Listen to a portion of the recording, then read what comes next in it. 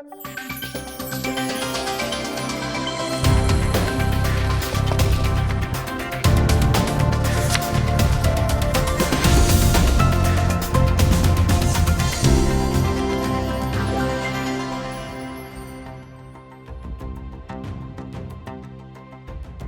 ئازیزان، شۆڕشی سووریا و سەرکەوتنی جیهادیەکان لەم شۆڕشەدا و ڕاکردنی بەشار ئەسەد چەندین پرسیاری گەورەی سیاسی بە دوای خۆی داهێنا.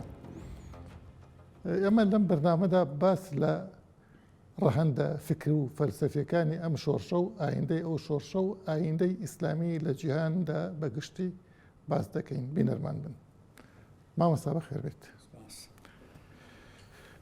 بەڕێزت وەکو عەرە بەڵێ منذ نعومەتی ئەظفارێکە لەم مەسەلەی ئیسلامی دایت و بەکردەوە و بە خوێندنیش.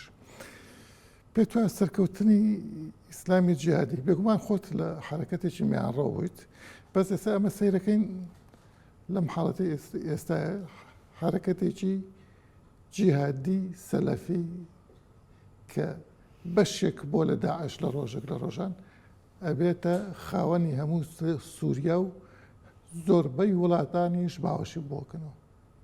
چۆن ئەمە بخوێنینەوە؟ ینی ئایا عەقڵێتی ئەوان واقعبینتر بووە، کراوەتر بووە لە ئیسلامی میانڕەوە با بڵین؟ بەڵێ، بە ناوی خوای بەخشندەی میێرەبە. کاک سۆران، ئەم بابەتە نابێت لە سووریاوە دەست پێ بکە لەم ئەگەر بمانەوە قسەی ڕیشەیی لەسەر بکەین. بابەتی جیهاد بابەتێکی کۆنە تەبعاً لە تاریخ و توراسی ئیسلامیە، بە نەزەری و بە کتێب و ئەمانە قسە و ئیشی زۆری لەسەر کراوە. هەر لە زەمانێک کە دنیا بە جیهاد دەست پێیەکا بە فتوحات وەکو عەمەلی وەکو نەزەریاتی شەر بوون. لەم با بڵێن لە قەرنی حەوتە کۆمەڵێک کتێبی لەسەردانراوە. لەم سەدەی ڕابردووی خۆشمانە 4-5 کتێبی مەسەن ئەبوو عەلای مەودودی کتێبی لەسەر جیهاد هەیە، حەسەن بەنا کتێبی لەسەر جیهاد هەیە، سەید قوتب کتێبی لەسەر جیهاد هەیە، مستەفا ئەمەی سووریا، ئەم عالمەکەی کوردەکەی سووریا، ئەوەی کە بۆتیش کتێبێکی لەسەر جیهاد هەیە. تقریباً ئەتوانی بڵێ ئەم 4 کتێبە هەر 4یان کەوتنە پێش ئەحداسەکانی ڕووداوەکانی ئەفغانستان. پراکتیکردنی نەزەریاتی جیهادی لەو سەدەیە تقریباً لە هینەوە دەست پێیەکە، لە جیهادی ئەفغانیوە دەست پێیەکە. ئەی پێشەوە تەکفیر و هیجرە و ئەمانەی ئەوە نەگەیشتە هێزی چەکداری، نەگەیشتە شۆڕشی چەکداری، هەر تەشتی بەسیت بەسیتیان نەکرد. مەسەن دەمانچەیە تەقینەوەی کە شتێکی بەسیت بەس نەبوو بە شەڕ و جەبهە و ئەمانە. بەڵام پراکتیزەکردنی تەسبیقکردنی ئەو نەزەریاتە لە جیهادی ئەفغانیوە دەست پێ کرد. جیهادی ئەفغانیش خۆتە زانی سەرەتا سیراعێکی قوڵ و توندە لە بینی ئیتحادی سۆڤێتی و ئەمریکا، بەڵام بە هەڵەیەکی خراپ، بە هەڵەیەکی استراتیجی ئیتحادی سۆڤێتی ئیتر خۆی کردی پێی کرا ئەو تەداخولە ئەو چوونە ناو ئەفغانستانەی کرد. ئەمریکا یەکسەر قۆستیوە، کە قۆستیەوە کردی بە فەخێک بۆ ئیتحادی سۆڤێتی. من بورە مامۆستا لێرە با ڕاتگرم بچمە سەر شتێک کە ئەوای دوایی باسیکەین، بەس ئێستا تازە کاتێت پێتوانێت تورکیاش لەمە بە دەردی سۆڤێت بچێت لە ئەفغانستان سووریا؟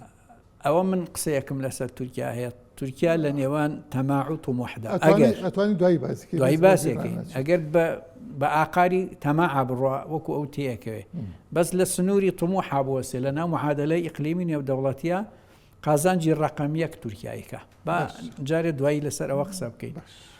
ئەم پراکتیکردنە تەسبیقکردنە بە عەمەلی بۆ هەموو گەنجەکان ئەوانەی قەنەعەتیان بە جیهاد هەبوو، حتا بە بەشێک لە ئیخوان و کە عەبدوڵڵا عەزام قیادەی ئەکرد لە ئەفغانستانە هەمووی پراکتیزەکرا.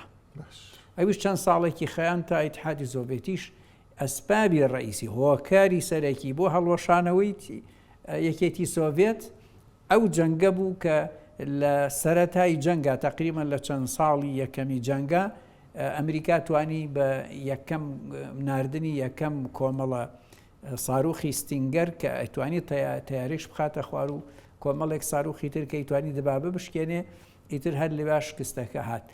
هێشتا جیادی ئەفغانی زۆر گەرمە و سەرەتایەتی شۆڕشی ئیسلامی ئێرانی ئینقیلاب سەری گرت گڕوتینێکی تریدا بە جیهادیەکان لە دنیا.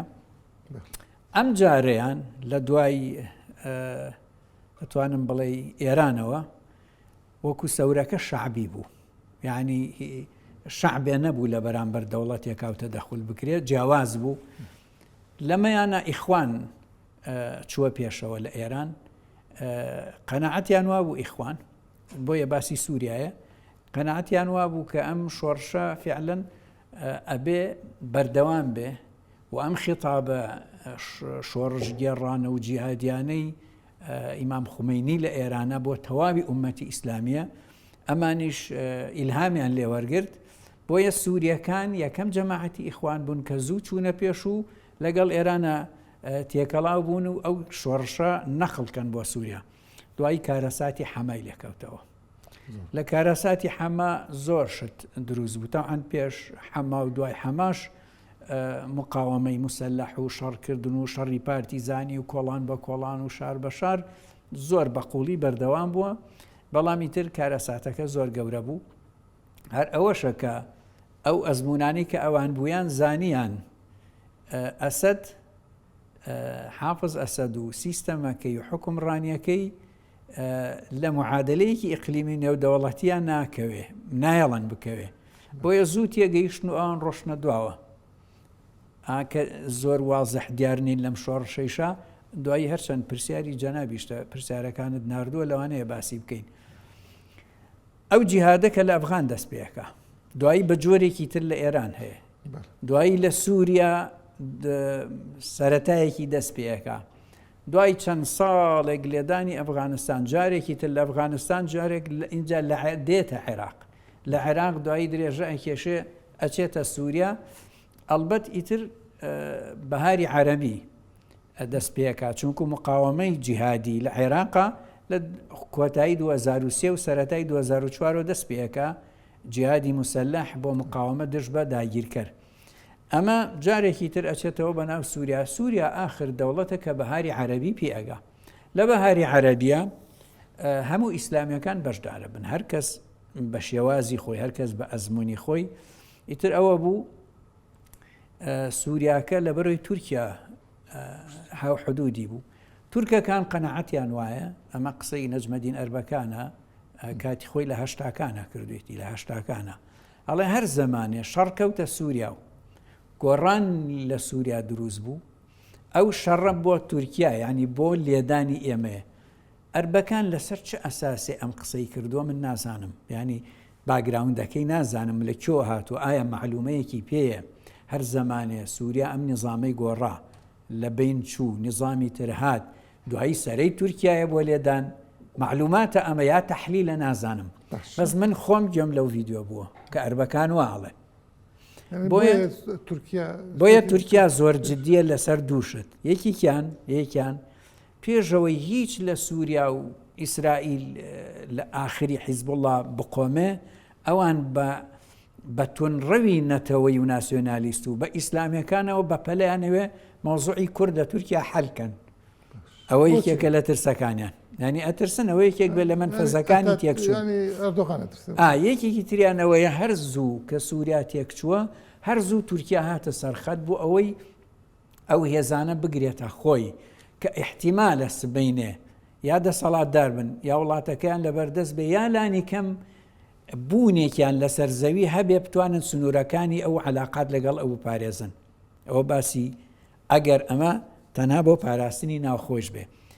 جا ئەتوانم بڵێم پرسیارەکەی جەناب وەڵی بە پێی سووریا، یعنی ئەرگۆمنتەکان وا ئەڵێن، نەتیجەکان وا ئەڵێن مادەم ئیسلامی چەکداری جیهادی گەیشتە دەسەڵات کەواتە ئیسلامی میانە ڕە و لە ئیجتیهادە سیاسیەکانیان لە ئیشەکانیان نەیپێکە. زۆر باشە منەڵێم ئەو معادلەی وانییە بۆ ئەفغانستان بە سێ مەرحەلە تێپەڕی. ئەفغانستانی یەکەم جار، ئەفغانستانی دوایی سەرکەوتن ئەو تالیبان، ئەفغانستانی 20 ساڵ دوای ئەوەش کە ئەمریکا دەری کردن لە شاخ بوون و دوایی ئەمریکا و قەتەر ڕێکەوتنیان لەگەڵ کردن و هێنیانیانەوە. ئەم ئەفغانستانی ئەخیرە کە ئیستەیە ئێستا لە ژێر چاودێرێکی تند و لە ئیمتیحانێکی زۆر قورسایە ئایا ئەتوانن ئیستیقراری سیاسی دروستکەن؟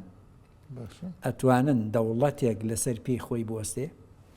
ئەتوانن نموزەجێکی تازە پێشکەشکان جێگەی خۆیان بکەنەوە لە بینی دەوڵەتە ئیقلیمیەکان و نێودەوڵەتیشە؟ ئەمە لە ئیمتیحانایە. ئەمەی سووریاش ڕێک وایە. زۆر باشە مامۆستا و پرسیارە کە گرنگە بەلام ینی ئەزانین ئەنسار تەحریرشەم بەشێک بوون لە داعش دوایی بوونە قاعیدە. بەڵێ بۆچی کاتێک کە داعش سەرەکەوێت هەموو دنیا دژی ڕاوەستێ، کەچی کاتێک شەرع باوە کورتیکەینەوە سەرەکەوێت هەموو عالم تقریبا پشتگیریەکەن. سڕی ئەمە چییە؟ پێتوانێت هەرو ئەجندایە ئەمانی شەر ئەو ئەجندایان پێماوە ئەو باگراوندە سەلەفیە جیهادی. ئەم ئەحمەد شەرعی کە ئیسا قیادەی تەحریری شامی کرد، ئەو کاتەیش قیادەی کۆمەڵی گروپی لە عێراقا کرد 12 ساڵ لەمەوبەر.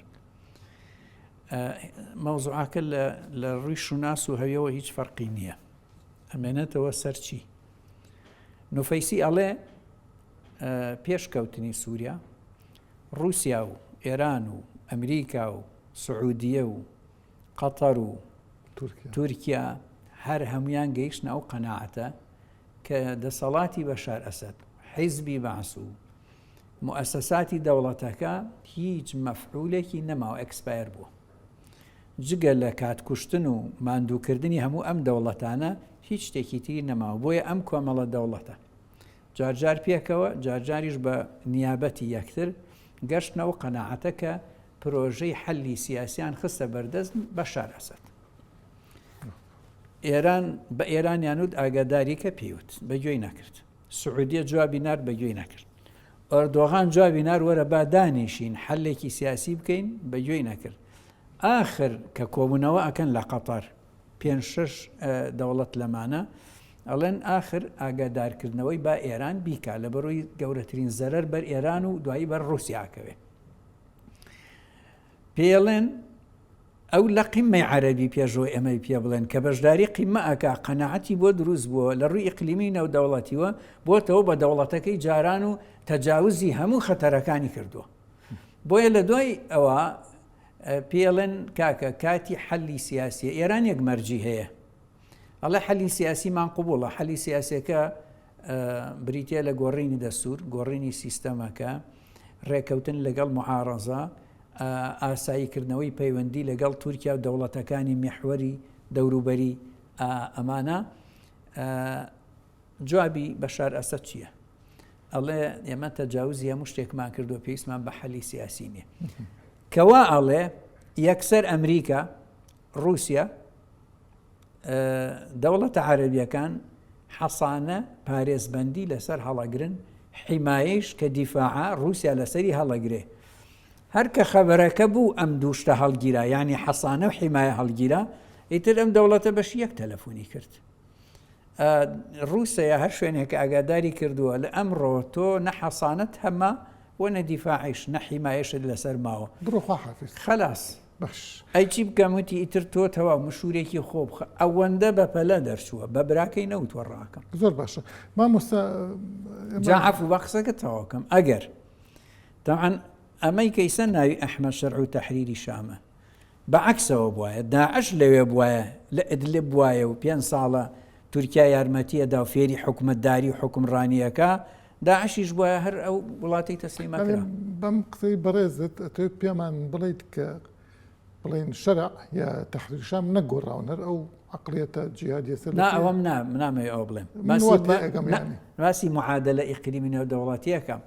ئەحمەد شەرع تا ئەم لە حزەی قسەکەین عەقلی و فکری و زمانی و هەموو شتێکی گۆڕاوە، ماوەتەوە سەر تاکوێ ئەمە بڕاکە ئایا چەنی تەکتیکە، چەنی استراتیجە، چەنی قەناعاتی فکری خۆیەتی لە فکری سیاسیە گەیشتوەتەمە.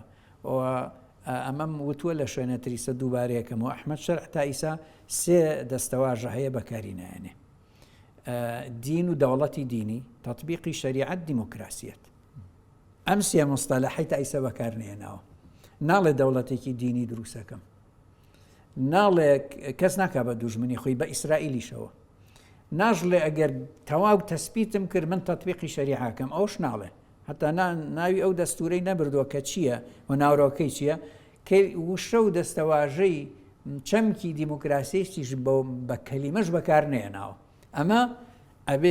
ئەمە خوێندنەوەیکی قوڵ بوو ئەمە بکەی وا بزانی لە پشتی ئەم پیاوەوە جگە لە قەناعاتی فکری خۆی و زۆریشم گوێ لێگرتووە سەقافەیەکی باشیشی هەیە.